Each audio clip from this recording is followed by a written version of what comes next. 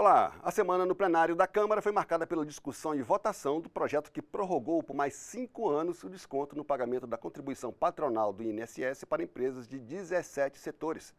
A mesma proposta diminuiu também as contribuições previdenciárias das prefeituras, o que dividiu a base do governo. Mas teve também a aprovação de projetos sobre educação.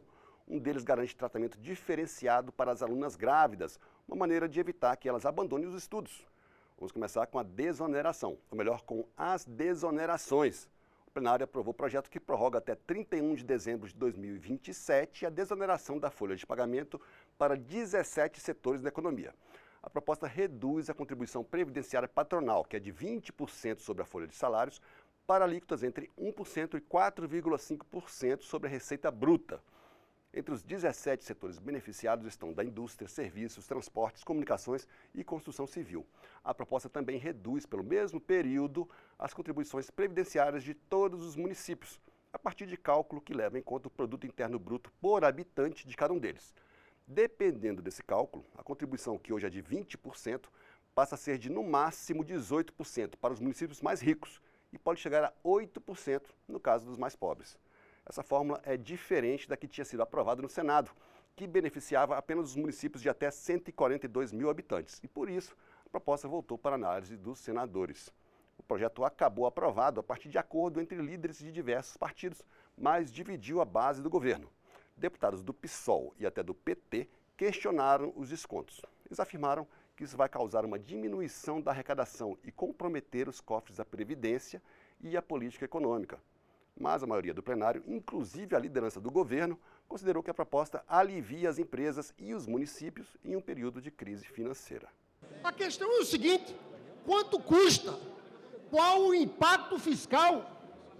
Isso é uma pauta bomba. A gente merece saber o custo. A relatora só fala do impacto nos setores empresariais. Quanto aumenta com a emenda do deputado Omar, com os municípios? Já ouvi falar de 30 bilhões. Essa política de desoneração, ela não é benéfica para o país. Nós temos que, lá na frente, já rediscutir isso. Já nós vamos ter que rediscutir isso. Mas nesse momento de crise que nós estamos vivendo, nós não podemos deixar de prorrogar, pelo menos mais algum tempo, a desoneração desses 17 setores da economia brasileira. Acoplando a esse modelo a questão ao socorro que o governo federal precisa dar aos municípios. Um mecanismo que foi pensado para ser temporário em 2011 e a gente vai prorrogar agora até 2027. Ele vai fazer 16 anos. E a grande pergunta que sempre nós fazemos é: gera mais empregos ou aumenta a margem de lucro das empresas? Os cálculos são apresentados e não validados, e numa questionados sobre isso. Nós entendemos e todos aqui sabemos a situação pela qual passam os municípios do nosso país, uma dificuldade financeira, ainda mais com perda de arrecadação. Então, fizemos alguns ajustes por questão de justiça, entendemos que a regra dos municípios, como veio para essa casa, não fazia justiça com os municípios que passam por uma dificuldade financeira maior. Mas a semana no plenário também foi marcada pela aprovação de projetos da área de educação. Um deles garante atendimento diferenciado às alunas grávidas ou que se tornarem mães enquanto estiverem cursando qualquer nível educacional. O objetivo é evitar que elas abandonem o curso. Entre as garantias que elas passarão a ter estão a suspensão das atividades acadêmicas por até 6 meses, o direito de fazer as provas finais, mesmo afastadas das aulas, estudar em casa com acompanhamento da escola e até a possibilidade de prorrogação da conclusão do curso. Essas medidas também vão beneficiar as alunas que estiverem amamentando e as que adotarem uma criança. O texto aprovado também garante o pagamento de bolsas no período de afastamento. O plenário aprovou o projeto de maneira simbólica, sem votos contrários, depois de chegar a um consenso de que é preciso diminuir a desigualdade entre homens e mulheres no caso de terem filho durante o período escolar. 62% das estudantes de graduação que tiveram filhos durante a graduação não concluíram seu curso. 62%. Quando falamos de homens que tiveram filhos, menos de 3%. Olha a disparidade abismal que existe entre o direito de permanecer estudando das mulheres que gestam, que têm filhos, e dos homens. 62% não conseguem concluir seu curso. Então, não se pode aqui falar que essas mulheres estão abandonando os estudos, mas sim que essas mulheres acabam sendo abandonadas pela falta de uma política que permita, que dê às mães o direito de continuarem seus estudos. Outro projeto para assegurar direitos, também aprovado, é o que inclui os alunos com transtorno opositivo desafiador, conhecido como TOD, entre aqueles beneficiados por programa de acompanhamento integral nas escolas. Hoje, a lei garante esse tipo de assistência apenas aos alunos com transtorno do déficit de atenção com hiperatividade, ou TDAH.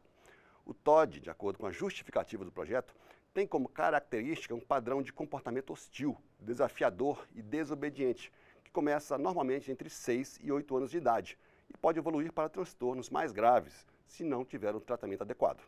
A proposta obriga a capacitação dos professores e funcionários das escolas sobre o problema. A criança e o adolescente que são diagnosticados com o transtorno opositor desafiador, TOD, apresentam reações impulsivas, intensas e inconsequentes, com baixa aceitação às frustrações, com ênfase na desobediência aos pais e professores. É importante que os centros de ensino estejam preparados para receberem pessoas com transtorno opositor desafiador e equipará-las à pessoa com deficiência garantirá o direito à adequação dos ensinos. Ainda na área de educação, o plenário aprovou o projeto que obriga o governo a divulgar a lista de espera por vagas nos estabelecimentos de educação básica, inclusive creches. Essa lista deverá ser elaborada por ordem de colocação e, sempre que possível, por escola. Hoje não tem lista.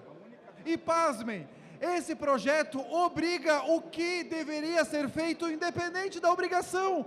É o básico, o governo indicar a lista de pessoas que ele tem a obrigação de dar o ensino e não dá. Esse projeto seguiu para a sanção presidencial. Já os que tratam do tratamento diferenciado para alunas grávidas e da atenção aos alunos com TOD seguiram para a análise do Senado. E esses foram os principais destaques do plenário da Câmara essa semana. Até a próxima.